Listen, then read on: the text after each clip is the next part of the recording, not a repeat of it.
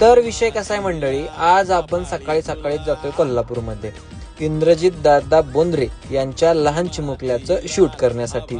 आणि सगळ्यात महत्वाची गोष्ट म्हणजे इंद्रजित दादा हे कोल्हापूरमधले विद्यमान नगरसेवक आहेत आणि त्यांच्या मातोश्री सौ शोभाताई पंडितराव बोंद्रे या कोल्हापूरच्या महापौर आहेत आणि यांच्या घरी शूट करायची संधी मिळते हे माझं खरं सद्भाग्य आहे। घरी जाताच आम्ही लगेचच संपूर्ण शूटला सुरुवात केली, लगेच सेटअप मांडला व बाळाला रॅपिंग करून शूटला सुरुवात केली। बाळ थोडंसं करामतीचंच होतं बरं का, तो म्हटला की ह्या मामाला आपल्याला थोडासा त्रासच द्यायचा आहे, पण बाळाला पण हे माहिती नव्हतं की ह्या मामाने आपल्याला झोपवण्याचा विडाच उचललाय। आणि शेवटी बाळाने हार म्हटली आणि बाळ झोपलं आणि आम्ही लगेचच शूटला सुरुवात केली।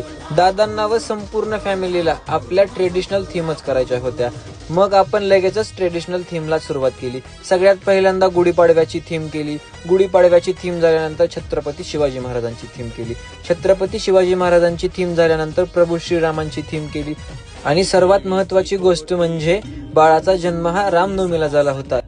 प्रभू श्रीरामांची थीम ही तर स्पेशलच होती। मग शेवटी आम्ही संत श्रेष्ठ श्री बाळूमामांची थीम केली आणि सगळ्यात कमालीची गोष्ट म्हणजे या थीम मध्ये बाळ खूप छान हसलं आणि त्याच्या हसण्यासोबतच आजचं शूट संपवलं। शूट संपताच दादांची चिमुकली नित्या फार गोड मुलगी आणि तितकीच प्रेमळ आणि तितकीच हुशार आहे। तिचे शाळेतले व्हिडिओ मला दाखवत होती, ते शाळेतले व्हिडिओ बघत आम्ही लगेचच फोटो सिलेक्शन केलं।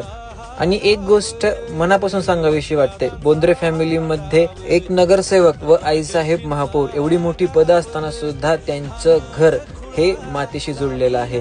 त्यांनी कधीच आम्हाला आम्ही फोटोग्राफर आहेत असं फील करून दिलं नाही। आणि दादांची मुलगी नित्या खरंच खूप प्रेमळ स्वभावाची, तिने माझा हात शेवटपर्यंत सोडला नाही। ती म्हणाली, दादा मी तुम्हाला आपल्या अंबाबाईचं दर्शन घडवून आणते।